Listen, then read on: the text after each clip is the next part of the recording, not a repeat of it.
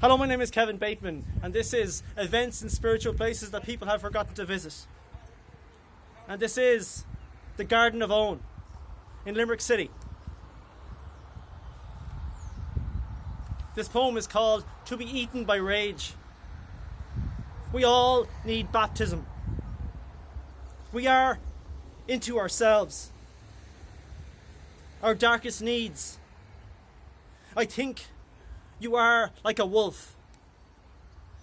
As she took off her crown of ivy, when milk turns to blood, never follow the snakes. I let you walk with waves.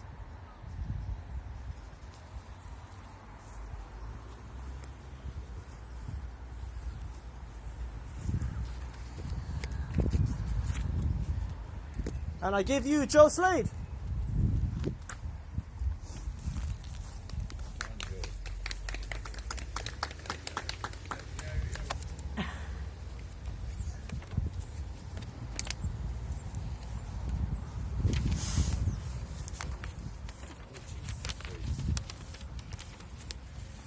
Close attachments. Jacques Lucerne, the French philosopher and writer, spent some time in the concentration camps. He was blind, and he said perhaps the most important things in time of stress was to develop close attachments to other humans. This certainly kept him alive. Close attachments. Late in my life, I met myself returning. It was volcanic. It became my signature, like a name I'd seen carved on a headstone. Adam, 1707 to 1717. Beneath the name in script I'd read, the boy buried his eyes with tenderness. Pigeons rose suddenly and whooshed the ewes. I determined the mathematics, 0010. I tried to figure their significance. I thought perhaps it meant more than the boy's age. It remained inscribed on my mind. I took this as a sign. Today, I'm in a provincial station close to an estuary. A cold wind swirls the vacancies. People wander aimlessly, hugging the edges of their lives. I'm waiting for signs to flash, boarding times, platform numbers. A boy whom I'd noticed earlier tugs my coat. He's carrying a box with small perforations. I hear cooing. The boy is blind. He asks me to read the signs. I take the boy's hand that is full of graciousness. Together we board the train. We're kindreds. We live in darkness. We sit one beside the other, the box perched on the boy's lap.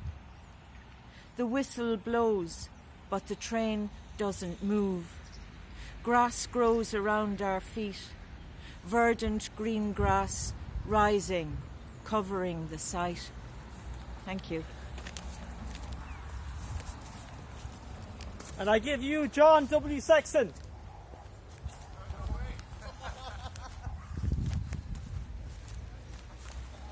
You're doing me now? Yeah, on the spot. Or you can keep walking.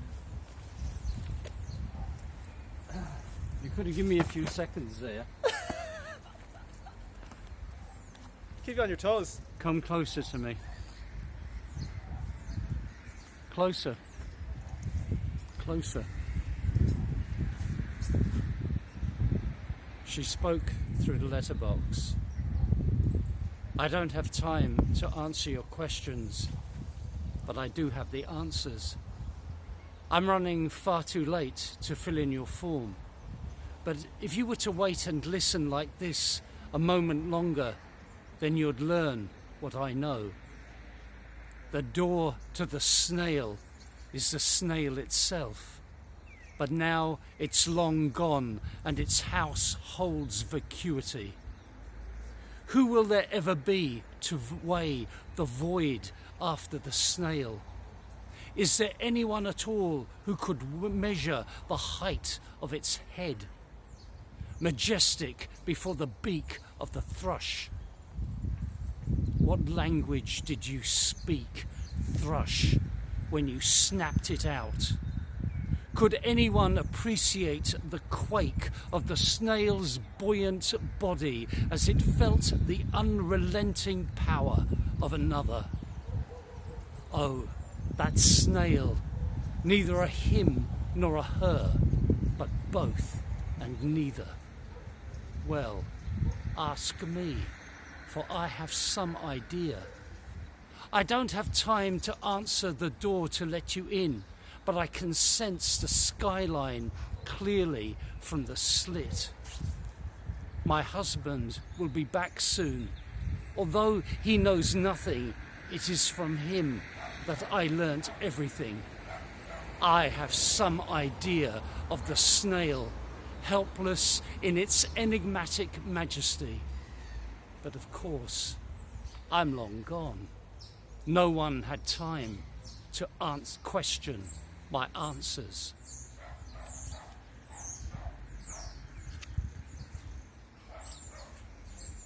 Onecognizance. The sedge crowding against the husk of a rusting motor car has no dream in its thin, many heads. The car has no dream either, nor memory. A beetle skirting the edge of a puddle has the only cognizance of dream, its pure mind as smooth as its carapace. In an intake of breath, the beetle is crunched in the mouth of a fox. The beetle steps freely under starlight, the dream in its mind too, the dream in its mind wide awake. The stars seep into night, an ichor called starlight. Starlight penetrates everything, penetrates the dark. The dark soaks the starlight into itself, draws it in. The dark soaks in everything, everything penetrates it. The sedge, in its thin, many-headed thoughts of nothing, is imbued by every tread of beetle, fox, weasel, mouse, swift shadows of owls. Everything is touched by and touches everything else. There is one dream, one sleep, one cognizance wet in the ichor of starlight.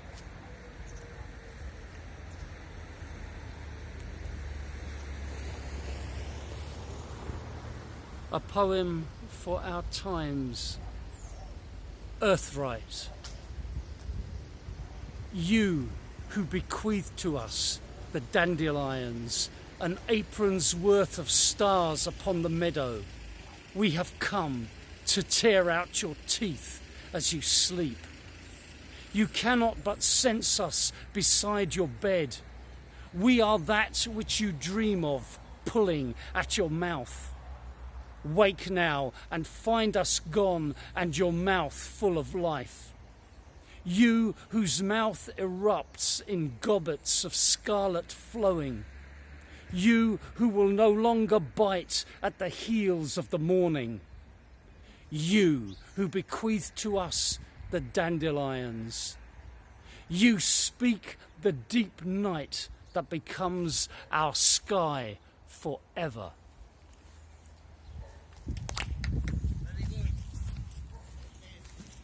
And I give you Breda Spaight.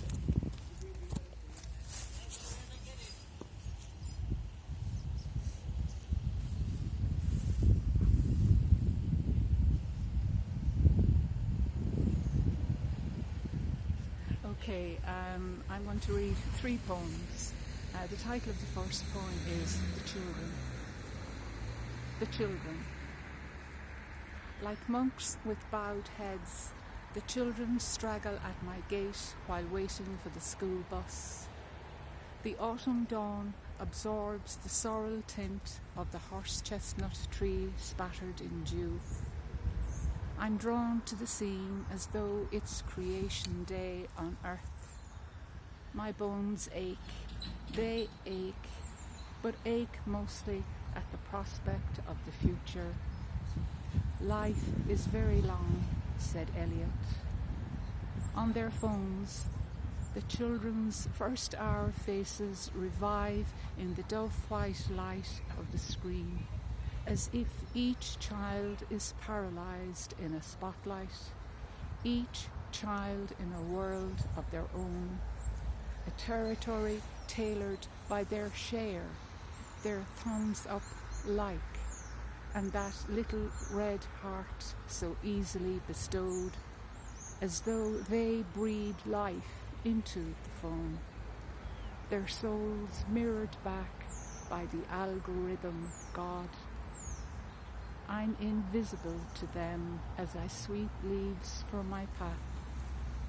I'll never feature in a story they'll tell of this place, the old woman they feared, like I feared Mrs. Leo, her bird bill nose speckled with blackheads, and those curly black hairs on her chin. You're a Walsh, she said the first time we met. A person who could name you like that was someone who boiled frogs alive and skinned cats alive. When she glowered, she was not sizing me up for the cauldron. She was surprised. My young face like an old photo of the schoolboy she once knew. Surprised by how quickly time became time. Like a novel she'd dropped and opened at a chapter where the plot made no sense. Surprised at how little she knew. Surprised that she evolved no further than the age of reason, forever on the threshold of wanting to make a daisy chain or dance in a puddle. I can't locate what I feel as the bus pulls away. Will they ever be solitary, each a disciple and a god, a follower and followed? The earth beneath them is indifferent. Its boiling core will smoulder on. Horse chestnut seed pods will plummet to life over and over. And the children, they'll make their way in the drift of what it is to be human. The title of the second poem is Metaphor for the Happiness of Later Life.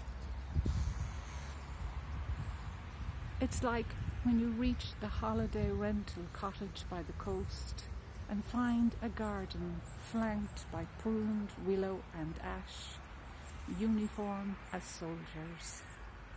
You explore perfectly ordered rooms that brim with the lull of preparedness, the perfection of a wicker chair draped with a blue patchwork throw. You unpack the pull-on jeans and oversized shirts. In the centre of your heart, a pang as you marvel at the abundance of utensils in the kitchen drawer, the melon baller, a butter curler, those dinner parties a lifetime ago, your scrubbed pine table a stage adorned with earthen dinnerware and damask napkins strewn for your guests' approval, as though they were gods who would guide you. Candles and crystal, the centre of a universe around which you spun, sucked by the gravity of loneliness. It feels like only yesterday. The foundation of your days now fractured by breakfast in your bathrobe at 10. The minutes meander down some lane, picking blackberries or humming an old tune. The inner structure of the hour altered, like the satin span of beach bared as the tide ebbs, peppered with curlew and sandpiper, and lovers hand in hand. You ask him, is today Tuesday or Wednesday? The pleasure of discovering it's neither. There's more time than you thought, and even though you're leaving, it's not today. A gulf between this realm and the other opens, and for a flash you taste the first sip from beyond the edge of this exile. There are no gods now, only your breath seized by a dazzle of sunlight on the cobbled ocean, the world a whirl of shapes, you, a tree, a horse, the oneness, sea salt on your lips, salty as your own sweat. The final poem, the title is Prayer to the Moon. Prayer to the moon. The moon's in a wobble, and that's all I need. In the latter half of an 18-year cycle. PMS, if you will. Some days I don't know what year it is. The 2020 Olympics in 2021. The ruins of German towns afloat like toys in a pond after mid-July floods. Tonight I browse through old friends on Facebook.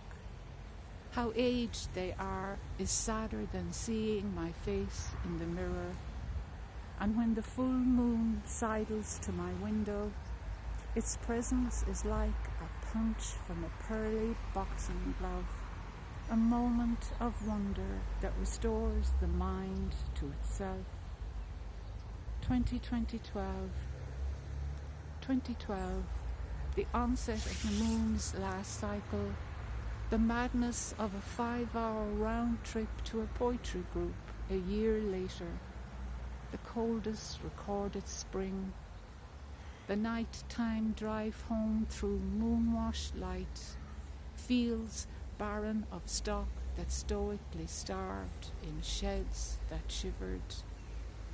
I learned that I'm no more naked than the blinking cursor. I'm alone on the white page of aging. 9 years further back, nights warmer than the warmest noon in Europe's heatwave, I was on Uluru. In the desert vastness, I was timeless as mist. The Olgas in the distance, humps of sandstone humped like a huddle of warriors in a scene so primal that I was suddenly ancient and whole and unafraid of not believing in God. I longed to stay in the dreaming, the future parallel with the past, like my reflection in a lake, the sky plated in the shallows, and I with a view of both and myself. O moon, what lunar pull is this? What awaits when I go north to the aurora borealis this winter? I know that to journey is my gateway. The scarlet sparks of courage have scorched me, and the flame that annihilates is close. O moon, never wish for it like the sun. Let the journey of my last breath be an opening. And I give you Edward O'Dwyer.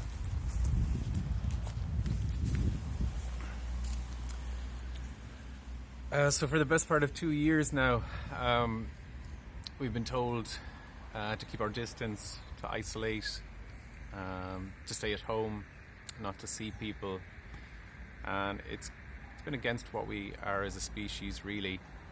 But it's been the complete literal of what was happening to society in many ways already. And that is the people becoming more cut off, more isolated, more frustrated, more anxious, and more vulnerable. So the poems I'm going to read today, they're all about closeness, the need for it. Some of them celebrate that closeness that we all need, that intimacy that we all need. Some are about the desire to close a particular distance, but there is also the idea of failure, the failing to close a distance. And the first one I'm going to read is a poem called Crumbling. Find a cafe where the proprietor is rude and sighs when you politely ask her for coffee, where you can expect to never receive a smile and to always be given a rotten turpentine brew. Make it your regular place. If she brings you the best coffee you've ever tasted and greets you in syllables that are music and smiles a smile that's warmer than that coffee, this is not the place for you. Drink up fast, get out of there, never return. If you do, make no mistake, she will break your heart.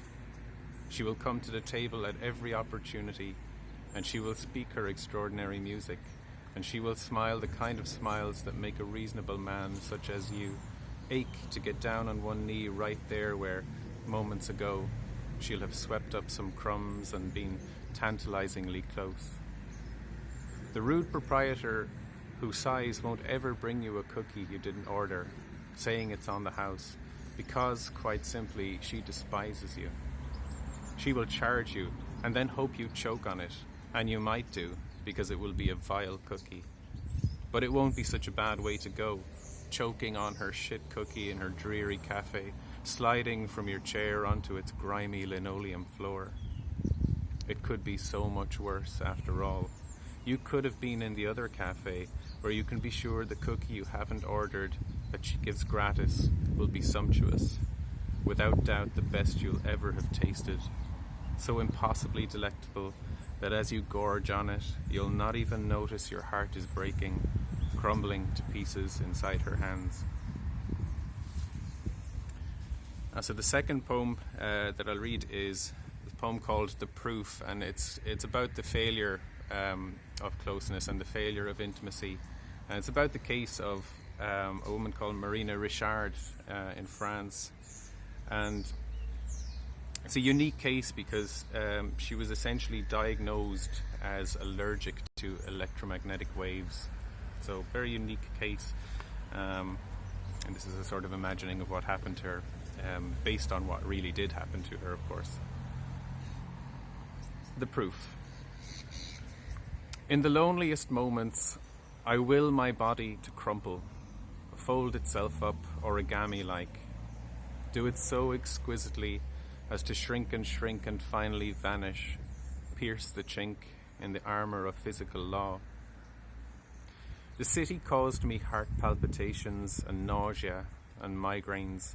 I could take no more there, and so I left it behind, came to a converted barn with no electricity in the mountains of southwest France, where those cellular towers are far off, where an electromagnetic signal doesn't have any business being.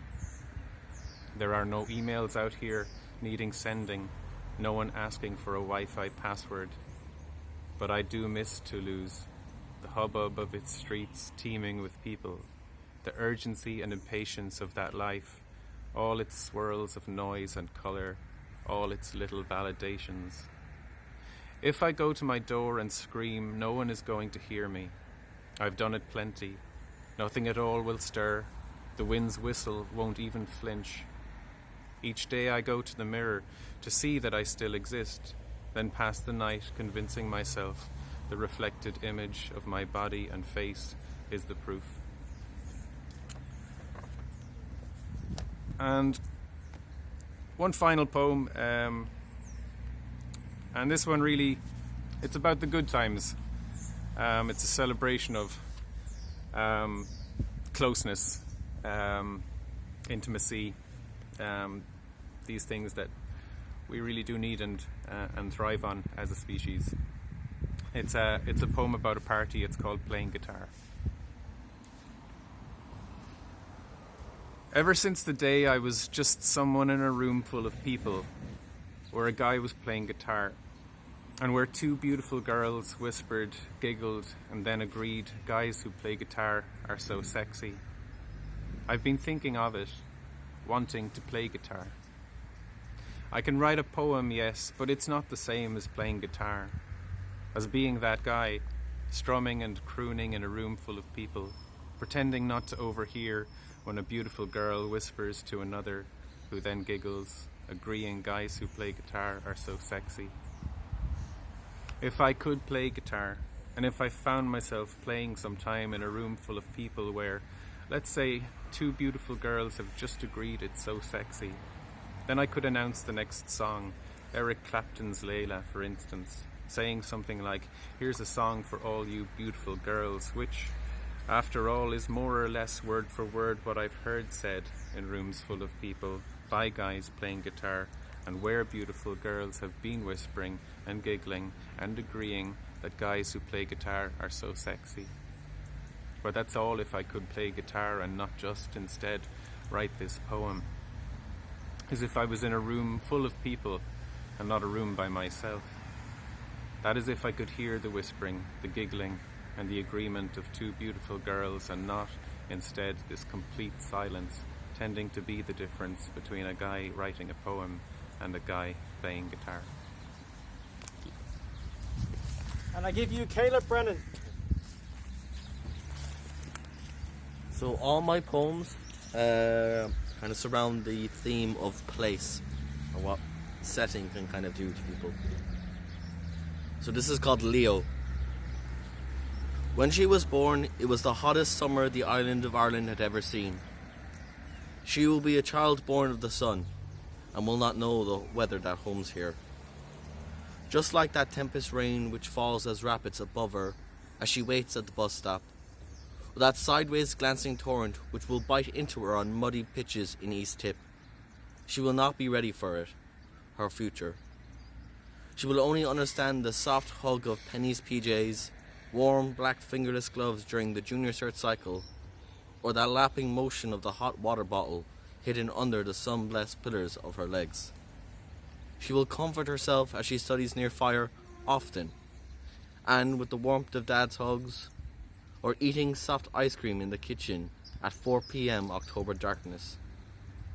She will feel bliss during the April break, when escapes to Nan's caravan in Ballybunny become ritual now. She will feel at home here, almost fresh in the hot brevity of Irish summer.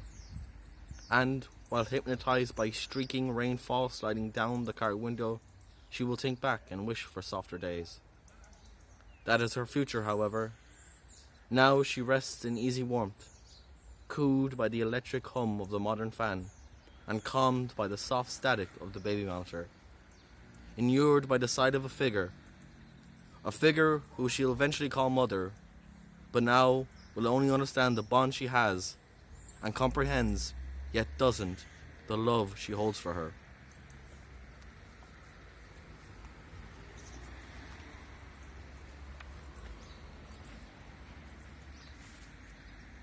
Secular Prayers, after Michael Hartnett. I'm going to let my fingers fall back to home and rest. I was never one for such play, and for all things I know best, we can never know that kings who say the highest things break bread and go swimming in the sea. Hubris plays least in my mind, but this world has an iron sky that we've yet to conquer. But count the countless yellow yearning stars, and sing the words of a song you kinda know, and break voyage into your final home, the heart. 2. Take the whole world down by heart, etch it on your arms, plaster it all over the walls, make it graffiti if you're not allowed to do it. We have allowed ourselves to ice our intentions up, so let's flare our eager eyes, melt all our beautiful accents, just so we can go swimming in the water of our zealousy. I thank you all for being statues in this exhibition, countless lost souls rumbling through religious echoes. Outside, I can hear a staff chew on old beer coasters. Down the road, a man gets his next tattoo for his newborn. On Tuesday, a girl called Laura will finally make good on her promise. And here, a soul was inspired to fall apart, to mend itself. 4.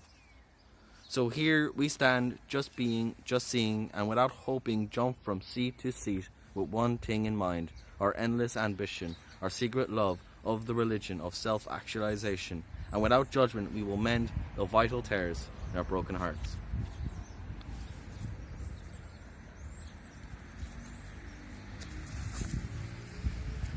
Why do we always come here?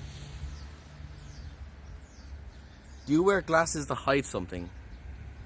Is that why you're not giving me any, sitting there on the porch making paper guns and firing at me?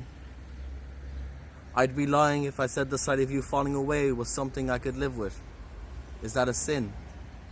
Is that why we always come here? For the aim of throwing daggers and forgetting about how much we hate the rain? Perhaps in the morning, if you're up for it, we could stroll our beach and watch how our footprints have turned to bullet holes, our past wars hung up like the talking moon did. You could even tell me how much you loved the sun.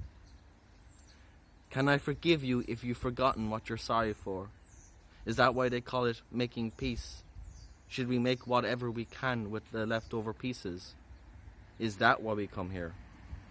To remind us what silence is? Should I say nothing and wonder why we had come for this row?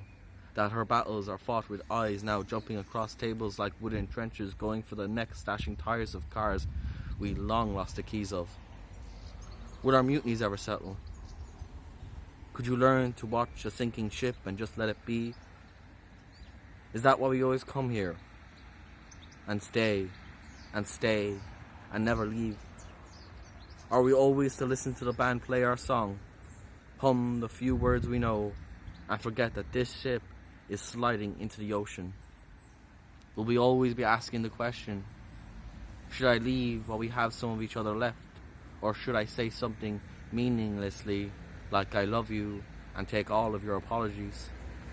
Some ways the words of this holiday are the hardest prayer to swallow. Thank you. And I give you Eoin Devereux. First poem is called The Bodh Tree. We weren't that surprised when Paddy Brazel pointed it out to us, for he had a weather eye for such things. A hazel tree sprouting in the left-hand corner of our trim suburban tablecloth garden, and for all our weeding and trimming, spraying and mowing, we'd never noticed it. Paddy knew how to read clouds, why a clamour of rooks would swoop in the evening air, how there'd be a hard winter where the best wild mushrooms were. He minded our tree as if it were his own. In early spring he heralded its new catkins. In summer he peered through the green-cloaked branches to see if the house sparrows had fashioned a home. In autumn he harvested its tanned fruits one by one. He knew that we live just once, that there is no such thing as heaven, that we all return to the earth to begin the cycle again. So my next poem is a poem called Francie Murphy. Early spring, butter palmed, Francie Murphy, aged 54, breaks solid ground. Using his father's gravel-sharpened spade, he slices sods, loam, heavy clay. Just 8 inches down, he unearths the scraggy remains of an angry young man in a hurry. Midsummer, green-kneed Francie Murphy culls bottle-blonde scotch grass, rhubarb dock leaves, blow-in weeds, foot-tall electric nettles, bottle-green rushes, dandelions, ragwort, nodding thistles in the luxuriant lazy beds, egged on by the rotting fronds of springtide seaweed. Francie Murphy plays God, choosing which leggy seedlings to kill with his bare-knuckled hands. Late autumn, stout-bellied from his marriage to porter, Francie Murphy wears his mother's size 7 rushers, taking treacle steps over 19.5 damp acres, small fields reclaimed by his father's father, each of them named as you would a newly baptised child. He plucks the dregs of blackberries, haws and hazelnuts from brazen hedges, already hoary with mildew, frost and puka spit. In the grey light of the hardest of winters, just 3 weeks short from reaching half a century plus 5, Francie Murphy stands by the Oxblood barn door. A cincture of rope secures his 3 coats as he stews on the bones of his life with no one but a mongrel bitch for company.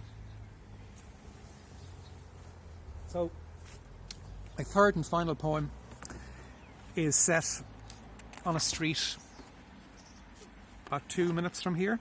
It's set on Mulgrave Street in Limerick, which for me has always been the most interesting street in the city of Limerick. And the poem is called Ordnance Survey 1974. With neither map nor compass, Ordnance House, Newtown Mahon is my starting point as I traipse the street of the mad, the dead and the bad. At the pitch pine gates of Shaw's bloody slaughterhouse, the sweet and sour smell of pig shit wafts over the squeals of terror. The siren beckons clogged pork butchers sharpening their knives of steel to carve the finest cuts of ham and bacon for the bone china plates of the well-heeled, while the city's poor devour the entrails of swine. Under the watchtower of the jail, in front of its needle-pointed railings, my first salute is from a dancing, tweed-coated, toothless man. "Well, boss," he says, as he waltzes alone. His name is Raymond Troy, but known to all since the day he was born as Bisto. Caruso arms outstretched, he sways and sings a ballad of his own making. This street was named after the Lord Lieutenant. He visited just once when we'd landlords and tenants. The son of a Tory, he became a Whig. This majestic boulevard's famous for the pig. A writer and dandy by temperament, too honest for politics. They say he was the last of the true romantics. Oh, Normanby Street has everything, he sings. Markets to sell butter, pigs and hay. A battery to keep the natives at bay. A cobble yard to drill young men sent out to die for empire and king. It has early houses for the thirsty and loveless, a boot factory for the shoeless, a jail to punish the poor, a tea importer, a headstone maker, a dusty flour mill for the baker, a rope walk for making a noose, a fair green with frisky horses and wild cattle on the loose, a madhouse if you're not right in the head, a spacious graveyard for when you're dead. The whole town knows Bisto. He drank a spinster aunt's farm, 40 good acres with frontage near Ballybricken, in the rats from drink, but well enough to be let out each morning from the lunatic asylum. In his surgeon's hands, the singing, waltzing Pierrot clenches a crumpled paper twist to cargo coins of silver and copper when he heads to Mousy Delaney, the blind huckster. Bisto's scribbled list doesn't vary much. A gold, pimple-necked quart of Lucasade for poor, demented Jackie Stritch. A few loose players from Mad Mary, the Examiner for Father Tom Tracy, a bar of fries for Jimmy Morrissey, hair clips and rouge for Michael the Lady. When his errands are complete, Bisto will return to Joseph's, where straight-jacketed time is counted by the asylum's four-faced clock. The days of ice-cold baths are long gone, banished like the all-seeing eyes of the governor's panopticon. In these more enlightened days, the tormented are treated with wonder drugs, talk therapy and ECT. I continue my stroll, nodding at a few more familiar faces, broken men and women whose countenances are marked out with the crow's feet of poverty. I pass the gaunt Victorian villas on the left-hand side of the street. Boru House is my next stop, constructed in 1880 AD, a lofty, red-bricked house built for a horse dealer with notions. Just last week, an obituary in the Times of London revealed that his famous writer daughter was sadly deceased. 200 yards up the street, just across from the pike, the fair green wall is beginning to crumble. White, hand-painted words boldly proclaim, "Kenny for the council." I first heard of Big Jim at my grandmother's funeral. Under a black mantilla, a pillar of the community asked, "What's that fucking communist doing here?" The solid stonemason stayed at the back of the cathedral, quietly paying his respects. I crossed the forked road, continuing my way. My quarry this morning is to find the final resting place of Ellen Sharkey, aged 53 in 1855. Ellen was the very first to be placed under the stony, loamy soil at Spittleland, location 90A. For 6 years, the wealthy of this town refused to be buried alongside the poor, starving and demented. This was finally resolved by creating separate quarters for the poor and the quality. Who says death has no hierarchy? Thank you. And I give you Tomas O Coileain.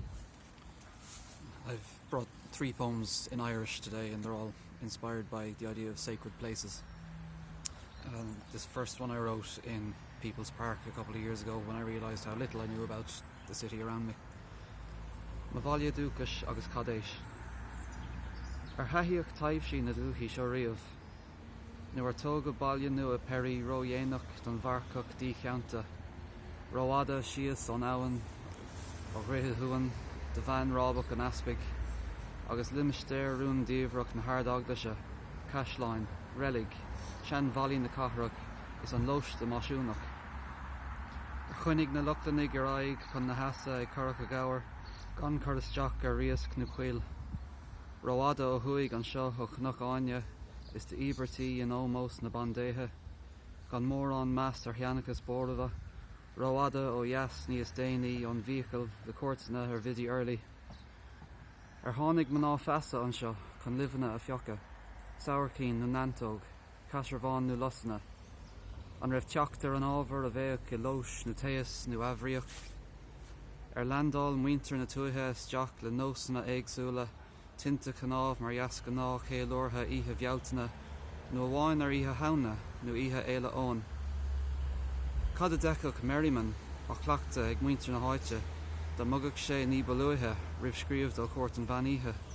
Cahabh scálaí, Crinóga Crystal, Tuis, Léamh na Gartaí, Delvíní is Quinle, Shanamórí, Medálaí nó Padracha, nó Flóra, Fána, Tileváil is Curcacha.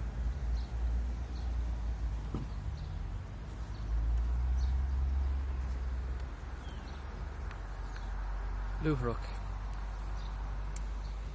Tá dromach an dain go luhrach, gach agéin mar ásach cré, clach polis sa dubhspéir scamalach I drátha an bhean lé. Tá stopach cus céim na gréitúir, ceol éan go hard sa gwaí, gan daoine ann don córa uair, gach focail riamh ar stré. Bheadh deire leis an mach na féin, gan cuoine ar an laim, nó cuoine theacht an uirlig a chuir deire len ar bhaim. Sciorse a lacig cnic go plána, a le géal gus cnáb a réin. A rinne mionbhrúr ó chus go spúig, is scuib leis gach irsma I géin. Tá dromach an dain go luharach, gach agéin mar ásach cré, ní scríomh I chuige an chronic, ar deire len ar ré. And this final poem was inspired when I moved into my grandparents' house to mind it after they had both passed away. Teach tic na glug. But é teach ticáil na glug é. Ro dhíirithe ar am is ar a hir imacht leanúnach. Gan siomra nó meander ar bith séir ó seasca buile san óméid. Gach tic agus tach méid ranómach in na bhacaile ar hílan na fuara an siomra folca. Willie Lewis godáin ar bhailí lama na siomraí leapa, ag marcáil gach second nach bhfuil siad an seo. Dera leis na scéalta riscé ó rág a mí náireach, Dera le God help us in a cogar instanach, le sranna I gahíracha ilana, nu le tenor a hlaunú fi rúna de fóca. Tá a gasláán a chuimh nu go fáil áit éigen idir múséim agus mausoleum. Déon túsáin in nún na fós á dashpoint gach shelf agus almór. Aigeanna gealgáiricha, frámathe agus ag stána, suas, sias, ag cosint ó gach taobh mar angel cuideachta, gan le fila cuithe, banríon agus rí imethe. Bhí a slán deirg critse acu burt ó lecandoris, iad curtha ina lí taobh le taobh, faoi lily an airg. Is mar sin clingan teach tic na glog, chun gach uair ó fuair siad bás a chuoine go bog. And I give you Ciaran O'Driscoll. I see the environment is beginning to wake up, so I'll dispense with any introductory remarks. This poem is called On the Anniversary of a Disappearance, and it refers to Trevor Deely, who disappeared on the 8th of December 2000 and had his 21st anniversary of the disappearance quite recently. There's a map and a line on a map that moves from one identified place in Dublin to another. Past premises still standing as they stood that night among the city's transformations. A line which comes to an end at his last confirmed sighting. There's a clear-cut journey traced to the last CCTV footage, where he is seen in wind and rain bent over an umbrella, passing an ATM on Haddington Road. A man in black not far behind him. And beyond that, mystery, and all that entails. Oh, day and night but this.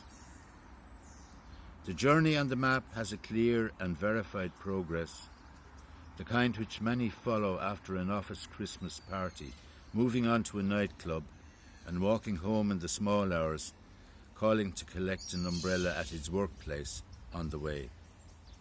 A time recorded to the millisecond by a phone's answering machine, on which he left a message, spoken in good spirits. And then the cruel hiatus of 20 years. A young man who should be in his 40s now, an uncle to grown children, perhaps a husband and a father, but is nothing more than a point where a line stops on a map some distance from his home. No voice or sight or touch, and nothing making sense. A trail that vanishes before reaching the frontier of meaning, a sinkhole in the city's heart. O Hades, may Persephone soften your heart to those who love this youth and who have parented for far too long the night's unkindest mystery.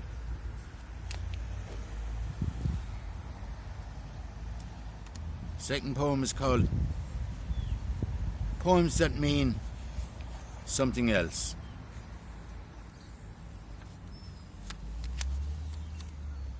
I wrote a poem once about seagulls. Well, it wasn't really about seagulls. I was in love with the next-door ballet student, and having sweated for weeks, I plucked up courage to ask her out and brought her to the cinema, where we watched a film called Misha Era. It wasn't long before the seagulls came in view, scudding the waves and rising into a gale, the soundtrack's orchestra rising with them, and I loudly whispered, "Symbols of freedom," to my wafer-thin companion. Back home I wrote about those freedom seagulls. I meant to show the piece to my lissom dancer, but time overtook resolution. Later the poem was published in some small magazine.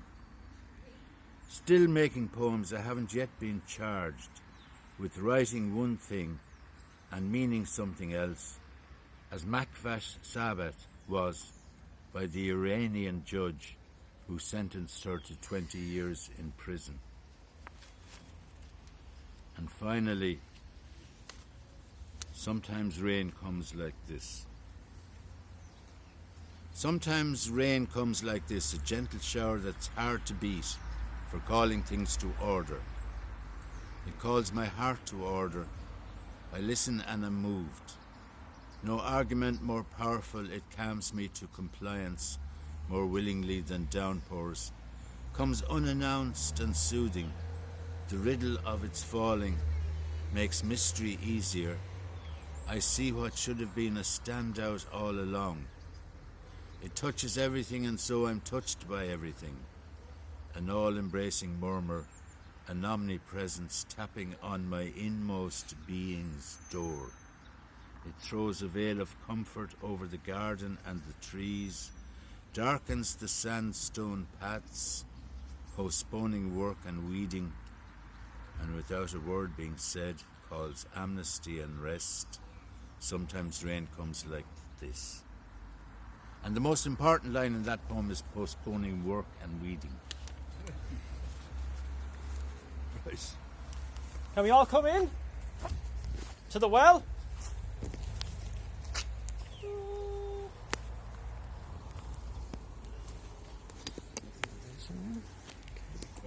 Form a circle.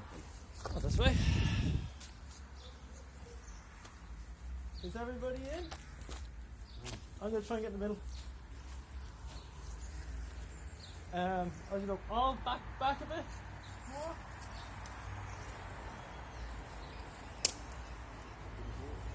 And I give you John W Sexton, Joe Slade. You were on, but about you can. More than welcome.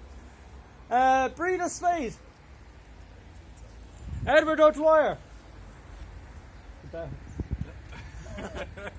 Caleb Brennan, Eoin Devereux, Tomas O Coileain, Ciaran O'Driscoll. Thank you all very much. Thank you.